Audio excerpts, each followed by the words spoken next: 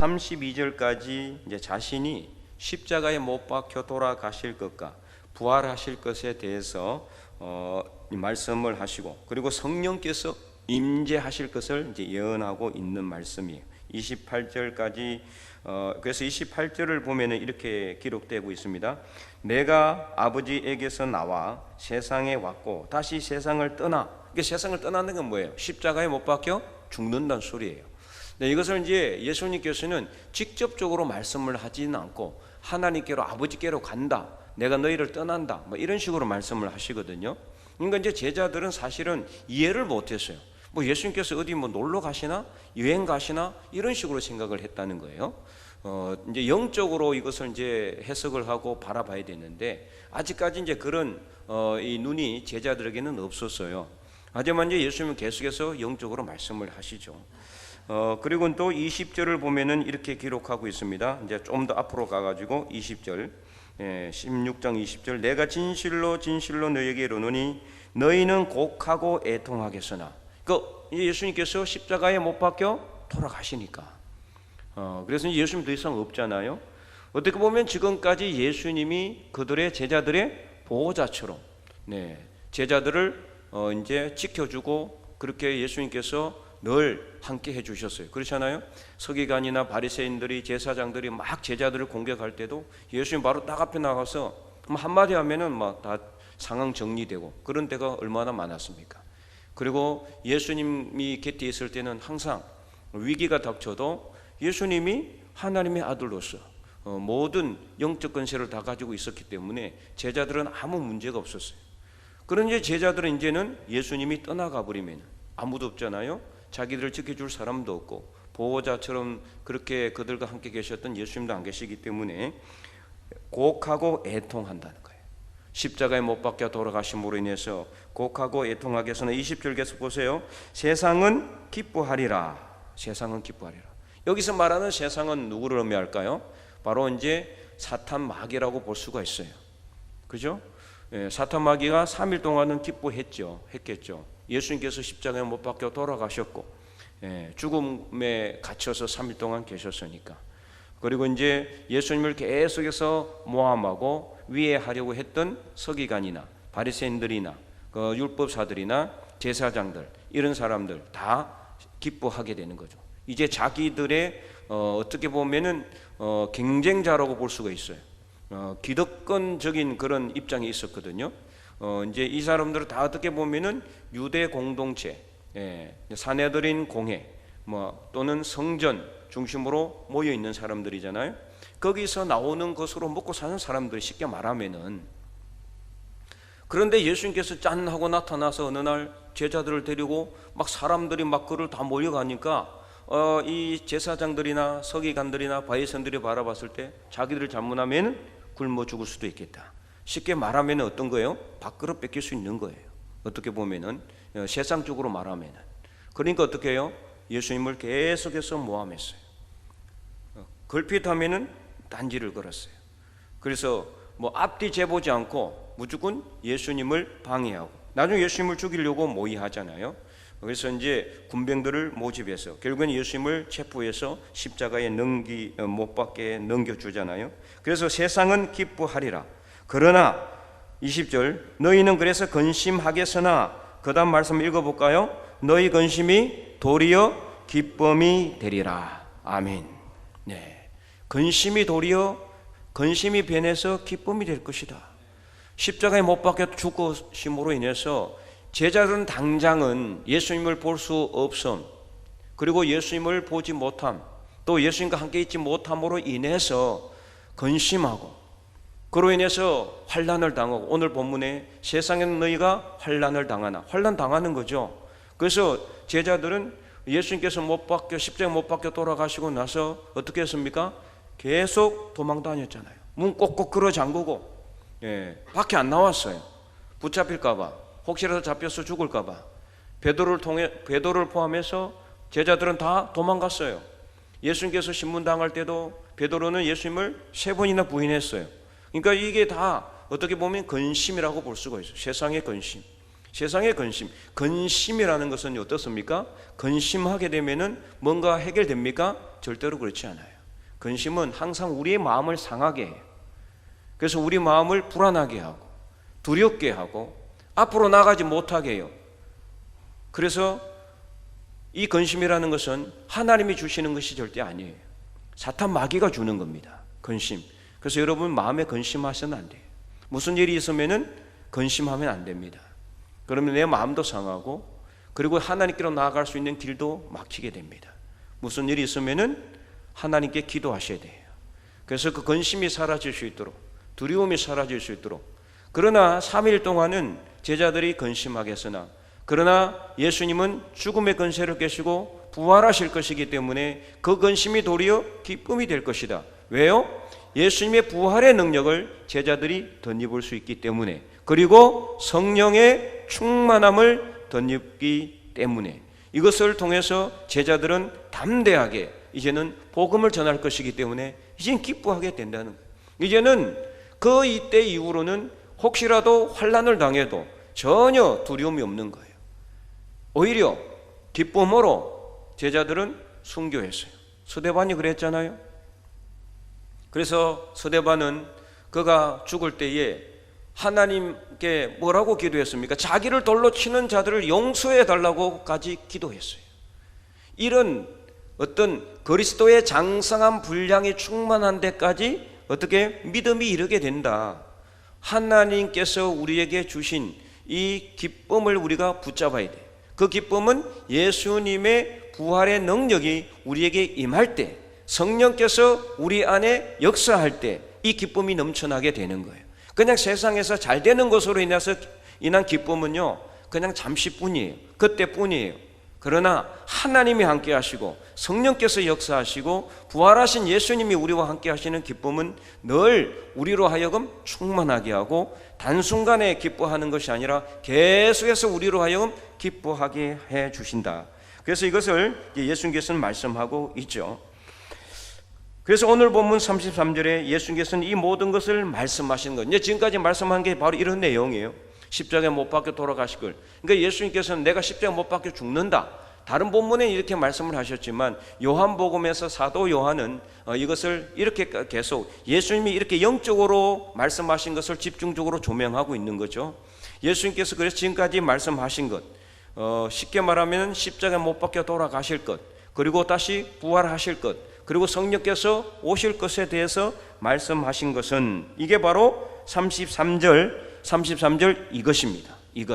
이것을 너희에게 이르는 것은, 그래서 뭐라고요? 너희로 내 안에서 뭘 누리게 하려 합니다? 평안을 누리게 하려 합니다. 평안. 네. 그래서 예수님께서 이제 붙잡혀서 십자가에 못 박혀 돌아가시게 되고 또 제자들은 환난을 당하지만 그러나 믿음 안에 거할 때, 성령께서 역사하실 때 제자들의 마음은 평안으로 넘쳐나게 될 것임을 말씀하고 있는 겁니다. 평안을 누리게 하려 함이라. 세상에서는 너희가 환난을 당하지만 담대하라, 내가 세상을 이겼노라. 무슨 말이죠? 예수님께서 십자가에 못 박혀 죽으셨지만 어떻게 하셨다? 3일 만에 부활하실 것을 말씀하고 있는 겁니다. 환난을 당하지만 담대하라고 예수님께서는 이렇게 말씀하고 있습니다. 그래서 제자들이 세상에서 계속해서 환난을 당합니다. 이제 예수님의 부활의 정인자들로 살아가면서 그들은 계속해서 환난을 당해요. 사도행전 4장에도 보면은 베드로와 요한이 나면서부터 이렇게 못 걷는 사람을 고쳐주잖아요. 그런데 그게 자기들의 힘과 능력으로 고친 게 아니거든요. 나사렛 예수 그리스도의 이름으로 맹하노니 일어나 걸어라 했거든요. 예수님의 이름으로 이 못 걷는 사람을 낫게 해 주었어요. 이것으로 이제 빌미가 되어서 막 이제 난리가 나게 된 거죠. 사람들이 막 솔로몬 행각에 이 베드로와 요한을 데리고 가서 어떻게 이런 일이 일어났는지 이게 도대체 일어날 수 없는 일이 일어난 거거든요. 그래서 이제 베드로가 거기서 솔로몬 행각에서 설교를 하잖아요. 그래서 몇 명이요? 5,000명이 믿는 그런 놀라운 역사. 그리고 또 3,000명이 믿는 놀라운 역사. 이렇게 수많은 사람들이 예수님을 믿는 놀라운 역사들이 일어나게 돼요. 그러자 공회 앞에 붙들려 가잖아요. 그래서 뭘 당해요? 겁박을 당하죠. 협박을 당해요. 너 한 번만 더 하면 죽는다, 이런 식이에요. 그러니까 이제 이것도 어떻게 보면 뭡니까? 환난입니다. 환난. 그리고 사도행전 그래서 4장 13절을 보면은 이제 이렇게 말씀하고 있어요. 우리가 이제 오늘 요한복음을 읽었지만은 사도행전 4장 13절에 보면은 그들이 베드로와 요한이 담대하게 말함을 보고 그들을 본래 학문이 없는 범인으로 알았다가 이상히 여기며, 담대하니까 하나님 안에서 그들이 두려운 마음이 있는 게 아니라, 그전에는 문을 꽂고 걸어 잠그고 두려워서 숨었고 예수님을 3번이나 부인했던 베드로가 이제는 공회 앞에 붙들려 가가지고 지금 잘못하면은 죽을 수도 있는 그런 상황에서 환난을 당하고 있지만 그는 오히려 평안하게 복음을 전하고 있다는 것을 알 수가 있죠. 12절까지를 보면은 사도행전 4장 1절에서 12절까지 보면 내용이 바로 그런 내용이에요. 예수님 바로 너희들이 버린 모퉁이 돌이다. 그 모퉁이 돌이 머릿돌이 되어서 이제는 부활하신 예수님으로 우리에게 나타나셨다, 이것을 증언했어요. 그래서 13절에 그들이 베드로와 요한이 담대하게 말함을 보고, 세상에서는 너희가 환난을 당하나 뭐하라? 담대하라. 담대하라고 그랬잖아요. 지금 담대한 마음을 갖고 복음을 전하고 있는 거예요. 계속해서 이 베드로와 요한이 이렇게 복음을 담대하게 전할 수 있었던 것은 이렇게 예수님께서 미리 말씀하셨기 때문에, 그리고 성령께서 임하셨기 때문에, 오순절 성령 강림의 역사를 통해서 그들의 마음 안에 성령께서 들어오심으로 그들에게 평안을 주셨기 때문에 담대하게 복음을 전할 수가 있었다라는 것입니다. 그리고 사도행전 5장 17절 이후에도 보면은 이제 사도들을 통해서 더욱더 놀라운 역사가 여기저기서 일어나게 돼요. 솔로몬 행각에서 사람들이 처음에 모였고, 그 다음에 또 계속 솔로몬 행각에서 사람들이 모여서 사도들이 거기서 복음을 전하고, 그러니까 놀라운 역사가 일어나게 되는 거예요. 그래서 5장 17절 이후에 보면은 어떤 역사가 일어나느냐, 16절에 보면은 예루살렘 부근에 수많은 사람들도 모여 병든 사람과 더러운 귀신에게 괴로움 받는 사람을 데리고 와서 다 나음을 얻는, 예수님께서 고쳐주신 게 아니에요. 제자들이, 사도들이 예수님의 이름으로 귀신을 물리치고 병마를 물리치고 낫게 하는 놀라운 역사가 일어나게 되니까 17절 대제사장과 그와 함께 있는 사람 즉 사두개인의 당파가 다 마음에 시기가 가득하여 일어나서, 아까도 그랬잖아요, 자기들 밥그릇 뺏길까 봐 전전긍긍하고 있는 거예요. 사람들이 자기들한테 안 올까 봐서. 그래서 18절 사도들을 어떻게 했다고 그랬어요? 잡아다가 옥에 가두었어요. 잡아다가 옥에 가두었다. 그런데 19절 주의 사자가 밤에 옥문을 열고 끌어내서 너희는 가서 말씀을 전해라. 예수 그리스도의 부활의 증인이 되라고 말씀하시죠. 이런 식으로 제자들은 복음을 전할 때마다 항상 평안한 길이 열리는 것은 아니었습니다. 계속해서 공회에서 잡혀서 옥에 갇히기도 하고, 또 이 윽박지름을 당하기도 하고 겁박을 당하기도 하고 죽음에 대한 위기를 수없이 많이 당하기도 하는 이런 엄청난 환난을 당했다라는 겁니다. 이뿐만 아니죠. 이후에도 이제 나중에 누구를 또 죽입니까? 야고보가 죽임을 당하잖아요. 네, 헤롯세어에서 야고보가 죽임을 당하고, 그리고 베드로는 옥에 또 갇히게 되죠. 이 뭐 한두 가지가 아닌 거예요. 막 공회 앞에 붙들려 가고 옥에 갇히고 풀려났다가 또 잡히고, 야고보는 순교당하고, 또 베드로도 헤롯이 죽이려고 야고보를 딱 죽였더니 유대인들이 좋아하는 거예요. 아, 이거 잘 됐구나. 그래서 이제 베드로도 죽이려고 6월절 지나가면은 바로 죽이려고 이제 옥에 가둬놓죠. 예, 그러자 밤에 주의 천사가 나타나서 베드로를 깨우잖아요. 그리고 착고에 이게 묶여 있었는데 싹 풀어져요. 그리고 이 옥문을 벗어나서 나오게 되죠. 그리고 마가라는 요한의 어머니가 있는 그 집에 가게 되잖아요. 그 집으로 가서 그때서야 베드로는 무엇을 하게 됩니까? 성령께서 그와 함께 하시는 것을 알게 되죠. 담대하라, 내가 세상을 이기었노라. 예수님께서 하신 말씀, 너희는 세상에서 환난을 당하나 담대하라, 내가 세상을 이기었노라. 그래서 그는 또다시 복음을 전하기 시작하고, 그곳에 모인 모든 사람들도 다 놀라게 됩니다. 아, 하나님의 역사가 이런 것이구나.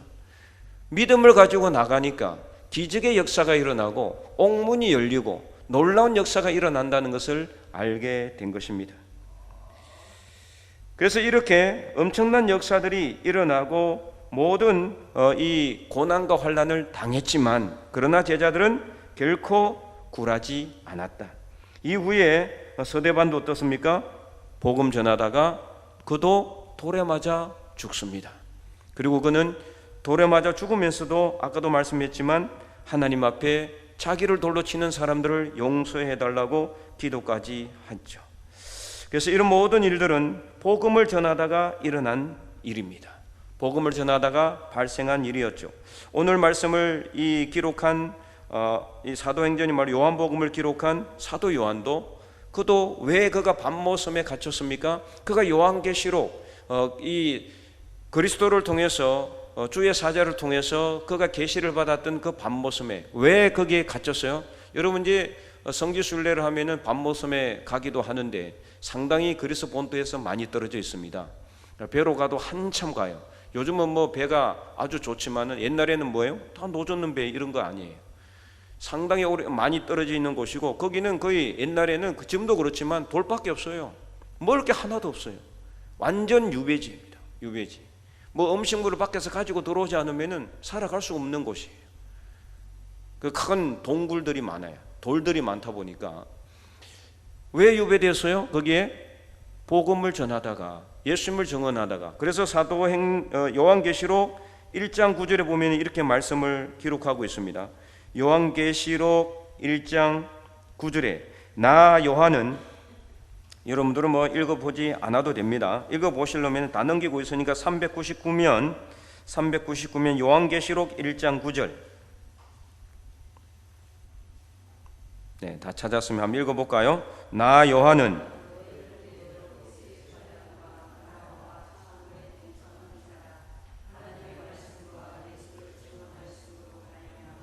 밤모라 하는 섬에 있었더니 네.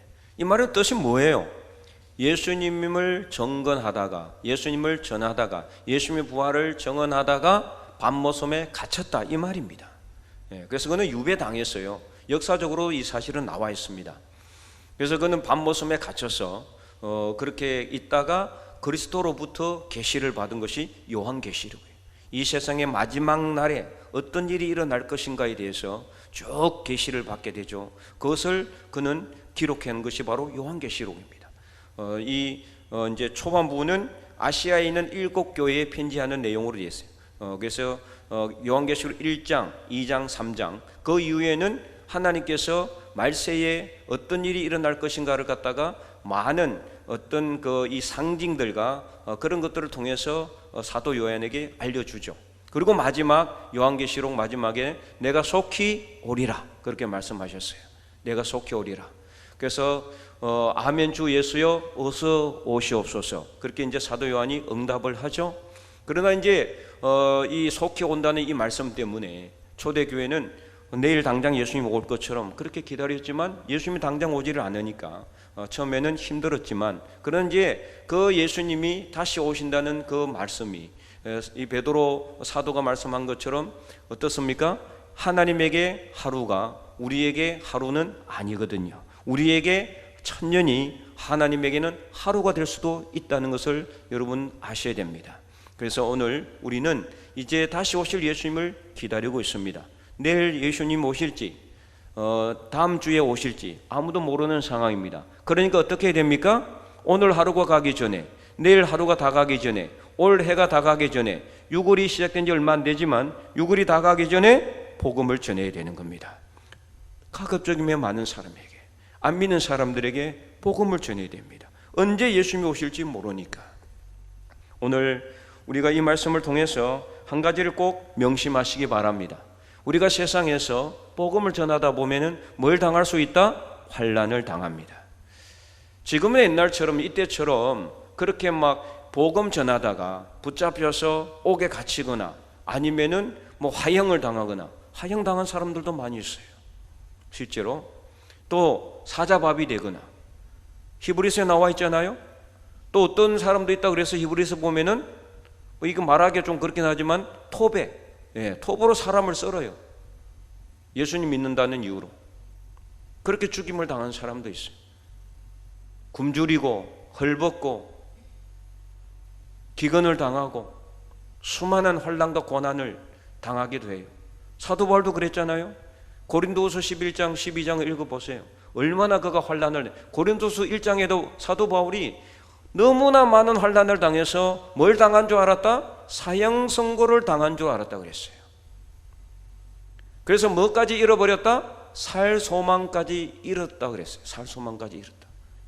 고린도서 1장. 너무 많은 고난을 환난을 당해가지고 살 소망까지 잃고 사형 선고를 당한 줄 알았는 그런 삶은 오늘 우리에게는 없습니다. 우리 지금 복음 전한다고 해서 누가 우리 때려요? 아니면 막 우리 잡아서 옥에 가둡니까? 정말 지금은 은혜의 시대입니다. 너무 복음 전하기 좋은 시대에 우리는 살아가고 있어요. 이전에 이런 시대, 우리 믿음의 선배들이 이 신앙생활을 했던 우리 한국교회 초대교회 때도요, 그때도 어마어마한 고난이 있었어요. 오늘 여기 앉아 계신 분들 중에도 예수님 믿는다는 이유로 여러분 많은 고난 당하신 분들 여전히 있잖아요. 그래서 예수님 믿는다는 이유로 머리 다 깎이고, 여성분들이, 여자분들이 머리가 다 깎이면 어때요? 밖에 나올 수가 없잖아요. 집안에 가둬 놓는 거예요. 신발 같은 거 다 숨겨버리고, 신발이 없으면 밖에 나올 수가 없는 거죠.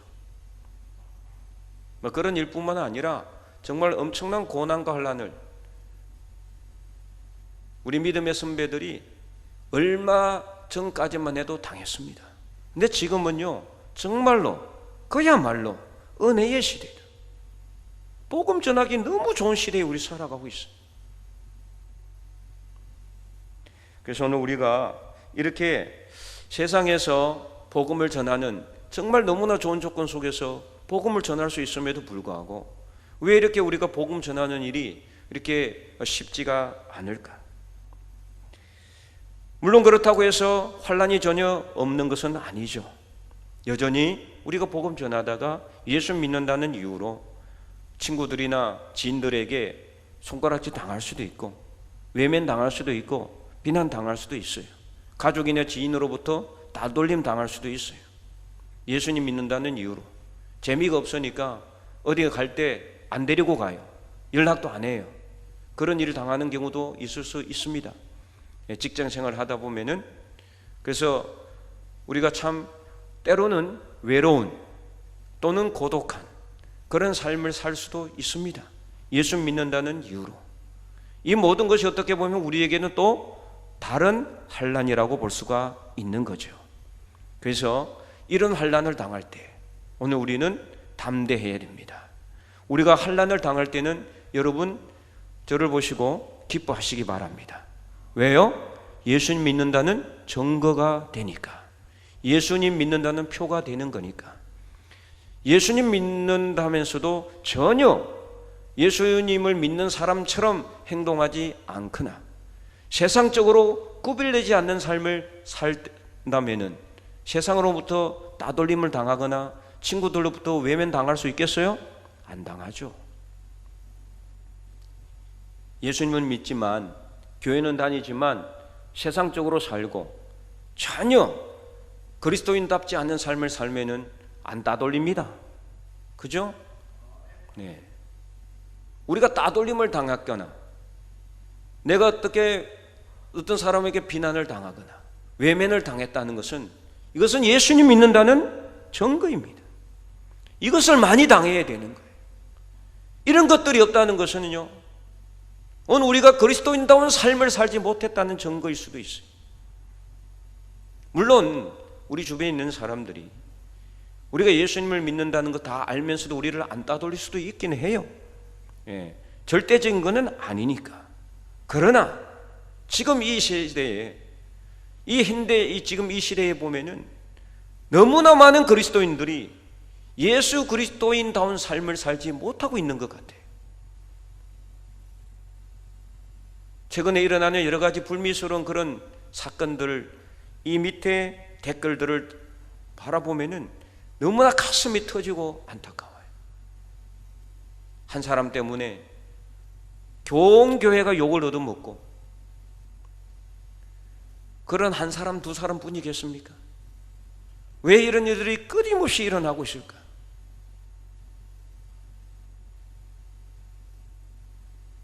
예수님의 부활의 정인의 삶을 살아가지 않기 때문입니다. 세상적으로 살아가고 있기 때문에, 세상에 동화되어서 좋은 게 좋은 대로. 그래서 우리가 오늘 세상을 누리지 말라는 게 아닙니다.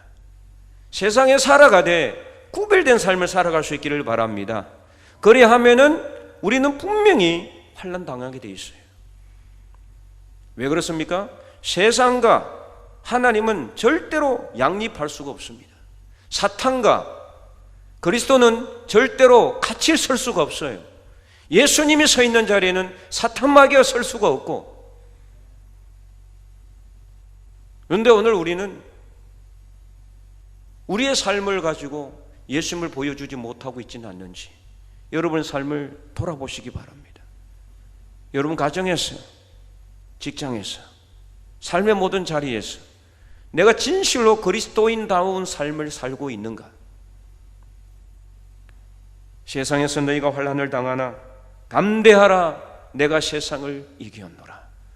오늘 이 말씀이 예수님이 하신 말씀입니다. 오늘 우리에게도 하신 말씀이. 그렇다고 해서 제가 여러분에게 환난 당하라고 여러분을 밀어넣고자 하는 것도 아닙니다. 가급적이면 환난은 안 당하는 게 좋죠. 환난 당하는 게 뭐가 좋습니까? 하지만 그리스도인으로서 살아간다면은 환난을 안 당할 수가 없다는 것이 오늘 본문의 말씀이에요. 핵심이에요. 예수님께서 왜 이런 말씀을 하셨겠어요? 너희가 나를 믿고 나의 부활을 정언하면은 분명히 세상에서 환난을 당할 수밖에 없다는 것을 말씀하고 있기 때문입니다. 올 한해 우리가 전도의 능력을 회복해야 되는데, 이 전도의 능력을 회복하는 것이 우리 집사님이 기도했지만 매월 한 번씩 하는 길거리 전도를 통해서 그냥 다 된다라고 여러분 착각해서는 절대로 안 되는 겁니다. 삶의 자리에서 언제 어디서든지 예수님의 부활을 정언하는 그런 삶을 살아갈 수 있기를 간절히 소망합니다. 그래서 환난을 당할지라도 담대하시기 바랍니다. 예수님은 세상을 이겼습니다.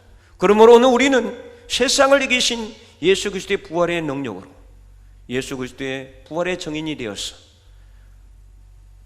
전도의 능력을 올 한해 어떻게 하셨는지 회복하고 하나님 나라가 확장될 뿐만 아니라 우리 교회는 더욱더 부흥하는 놀라운 구원의 역사가 일어날 수 있기를 주님의 이름으로 간절히 축원드립니다.